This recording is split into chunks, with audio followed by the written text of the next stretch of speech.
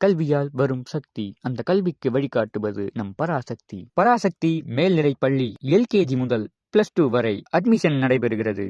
கோட்டைப்பட்டி, பேரையூர், மதுரை.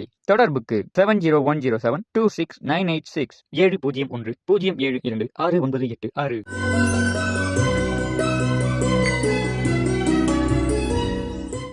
இன்றைக்கி நம்ம திரைப்படங்களில் கதாநாயகன் அறிமுகமாகிற காட்சியை சொல்கிறப்ப என்ட்ரி சீன் அப்படிம்பாங்க. அது எப்படி அவர் வர்றார் அப்படின்னு கேட்டுற போது அதுக்கான ஒரு ஓசை கொடுத்து அதுக்கான தனியான பில்டப்பெல்லாம் கொடுப்பாங்க. இங்கே ஆண்டாள் எம்பெருமானை எழுப்புகிற போது எப்படி எழுந்து வரணும்னு அவர் கற்பனை பண்ணுறான். லயன் கிங் அப்படின்னு நம்ம பார்த்துருப்போம். அந்த லயன் கிங்கில் குழந்தைகளுக்கு பிடிச்ச விஷயம் அதுதான். அந்த சிங்கம் எப்படி கர்ஜிச்சு வருது அப்படிங்கிற செய்த காட்சியை நம்ம பார்த்துருக்கோம் இல்லையா? அந்த காட்சியை தன்னுடைய பாட்டு வரி மூலமாக ஆண்டாள் காட்டுறா பாருங்க. எப்படியா கண்ணபெருமான் எழுந்து வரணுமா? நம்ம எழுந்து வர்றப்ப என்ன செய்வோம்? போர்வை உதறி போட்டு எழுந்துருவோம். திடீர்னு எந்திரிச்சு பயமுறுத்துகிற மாதிரி நிற்போம். அது சொல்கிறா, மலையில் கார்காலத்தில் வெகு நாட்களாக வேட்டையாட முடியாமல் பசியோடு இருந்த சிங்கமானது வேட்டைக்கு புறப்படும் போது எழுந்து உடம்பை முறுக்கி தன்னுடைய கழுத்து மயிர்களெல்லாம் செழிர்க்குமாறு கர்ஜனை செய்து கொண்டு புறப்பட்டு வருமே, அதுபோல் நீ சிங்காதனத்திலே அமர்ந்து கொண்டு உங்களுக்கு என்ன வேண்டும் என்று நீ எங்களை கேட்பேயானால் நாங்கள் வேண்டியதை உன்னிடத்தில் கேட்போம். எவ்வளோ அழகாக இருக்குது பாருங்க. பாட்டை பாருங்களாம். மாறி மழை முழஞ்சில் மண்ணி கிடந்துறங்கும் சீரிய சிங்கம் அறிவுற்று தீவிழித்து வேரி மயிர் பொங்க எப்பாடும் பெர்தேறி மூறி நிமிர்ந்து முழங்கி புறப்பட்டு. பாருங்கள், அதாவது உருவம், அது நடை, அதனுடைய கர்ஜனை, மூறி முதிர்ந்து முழங்கி புறப்பட்டு. அந்த வார்த்தைகளை கேட்குற போது அற்புதமாக இருக்குது. மூறி நிமிர்ந்து முழங்கி புறப்பட்டு போதர்மா போலே பூவை பூவண்ணா காயாம்பு நிறத்தானே. காயாம்புங்கிறது ஒரு அது நீல வண்ண பூ. அது காயாம்பு நிறம். பூவை பூவண்ணா உன் கோயில் நின்றும் இங்கனே போந்தரளி கோப்புடைய சீரிய சிங்காதனத்திலிருந்து யாம் வந்த காரியம் ஆராய்ந்து அருளியலோர் எம்பாவாய். நீ புறப்பட்டு வர வேண்டும், சிங்காதனத்தில் அமர வேண்டும், எங்களை நிமிர்ந்து பார்த்து உங்களுக்கு என்ன வேண்டும் என்று நீ கேட்க வேண்டும், நாங்கள் எங்களுக்கு வேண்டியதை சொல்லுவோம். ஒவ்வொரு பாடலிலும் அவதாரங்களை சொல்லுவாள். இந்த பாடலில் எந்த அவதாரம் நமக்கு இன்னைக்கு ஒரு நினைவு வருதுங்களா? இரணியகசிபு வரம் கேட்டான். அந்த வரத்தின் போது அவன் கேட்டது என்ன? எனக்கு மரணமில்லா பெருவாழ்வு வேண்டும் என்றான். மரணமில்லா பெருவாழ்வு தர முடியாதுன்ட்டார் பிரம்மா. அப்படின்னா எனக்கு என்ன வேணும் தெரியுமா? நான் நிலத்தில் சாகக்கூடாது, ஆகாயத்தில் சாகக்கூடாது, வீட்டுக்குள்ளே சாகக்கூடாது, வெளியில் சாகக்கூடாது, அதே போல் பகலில் இறக்கக்கூடாது, இரவில் இறக்கக்கூடாது, ஆயுதங்களால் சாகக்கூடாது. இப்படி எல்லாம் கேட்டானாம். எல்லாத்துக்கும் ஏற்றபடியாக அவர் உருவம் எடுத்தாராம். என்னை மனுஷனும் கொள்ளக்கூடாது, மிருகமும் கொள்ளக்கூடாது. உடனே அதுக்கேற்றபடியான உருவம். மனுஷனும் கொள்ளக்கூடாது, மிருகமும் கொள்ளக்கூடாது. ரெண்டு கலந்தால் கடவுள் பாதி மிருகம் பாதி சேர்ந்து செய்த கலவையாக உள்ளே வர்றார். அப்படி வர்ற அந்த அழகு தான் அற்புதம். உள்ளே வர்றாரு பாருங்க. அப்படி வந்ததோடு மட்டுமில்லாமல் அவனை மடியில் கிடத்தி தரையிலும் இல்லாமல் ஆகாயத்திலும் இல்லாமல் இரவிலும் இல்லாமல் பகலும் இல்லாமல் மாலையிலே வீட்டுக்குள்ளேயும் இல்லாமல் வெளியிலேயும் இல்லாமல் நரசிம்மாவதாரமாக எடுத்து தன்னுடைய கரங்களில் உள்ள உயிர்களால் நகங்களால் பெயர்த்தெடுத்தாரே, அந்த மாதிரியான தோற்றத்தை ஆண்டாள் எடுத்து காட்டுகின்ற பாட்டு இந்த பாட்டு. அற்புதமான இந்த பாட்டுக்கு விளக்கம் காண வேண்டும் என்றால் திருக்கோட்டியூருக்கு போய் வாருங்கள். அங்கு எம்பெருமான் உக்கிரமூர்த்தியாக காட்சியளிக்கின்ற அந்த வாசல் இருக்குது, நரசிம்ம அவதாரம். இங்கே அத்தகைய பெருமையோடு எம்பெருமானே நீ எழுந்து வர வேண்டும் என்று ஆண்டாள் கேட்கின்றாள்.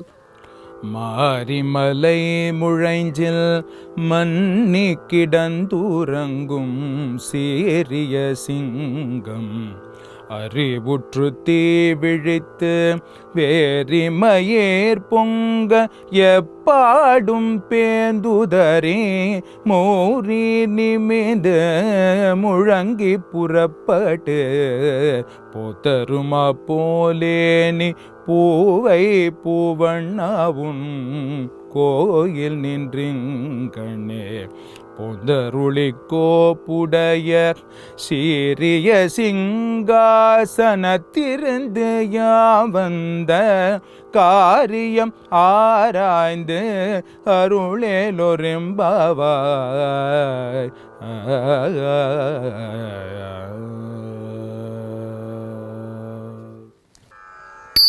கூவின பூங்குயில் கூவின கோழி குருகுகள் இயம்பின சங்கம் ஓவின தாரகை ஒளி ஒளி உதயத்து ஒருப்படுகின்றது விருப்பொடு நமக்கு தேவனற்செறிகழல் தாளினை காட்டாய் திருப்பெருந்துறையூரை சிவபெருமானே யாவரும் அறிவறியாய் எமக்கு எளியாயம் பெருமான் பள்ளி எழுந்தருளாயே.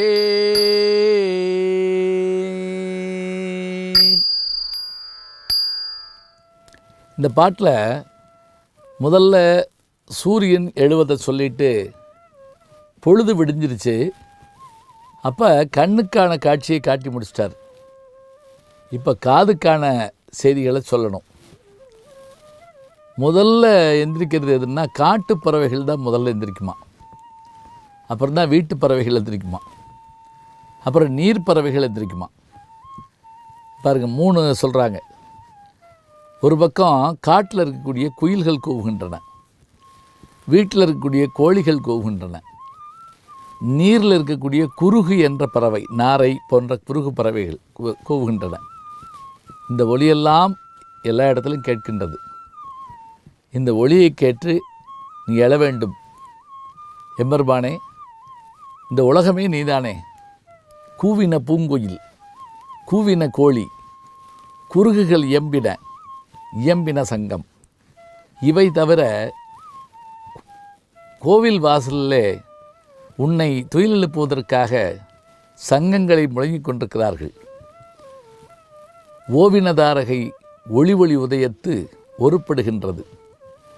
விடியும் பொழுது அழகாக தோன்றுவதால், சூரியன் வருகையால் தாரகைகளாகிய நட்சத்திரங்கள் ஒளி மங்குகின்றன. ஒருப்படுகின்றது விருப்பொடு நமக்கு. தேவ நற்செறிகளின் தாளினை காட்டாய்.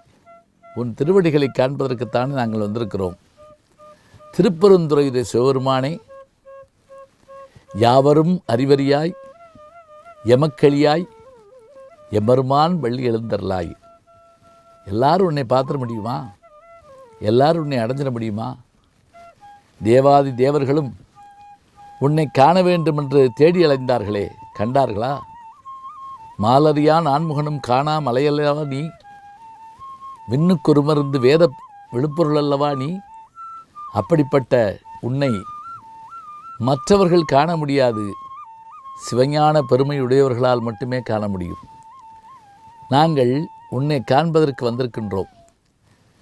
தேவனற்செறிநிலை தாளினை காட்டாய். திருப்பெருந்துறையுடைய சிவபெருமானே, யாவரும் அறிவறியாய் எமக்களியாய் எம்பெருமான் வள்ளி எழுந்தருளாயே. சிவஞான சித்தியை அடைந்தவர்களன்றி மற்றவர்கள் கண்ணுக்கு நீ காட்சி தரமாட்டாய்.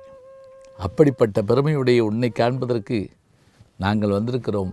எம்பெருமானே, எங்களுக்கு அருள் செய்ய வேண்டுமென்று இந்த பாடலை மாணிக்க வாசகர் கேட்கிறார்.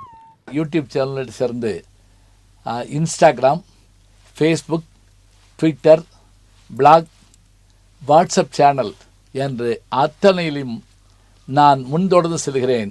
நீங்கள் பின்தொடர்ந்து வாருங்கள்.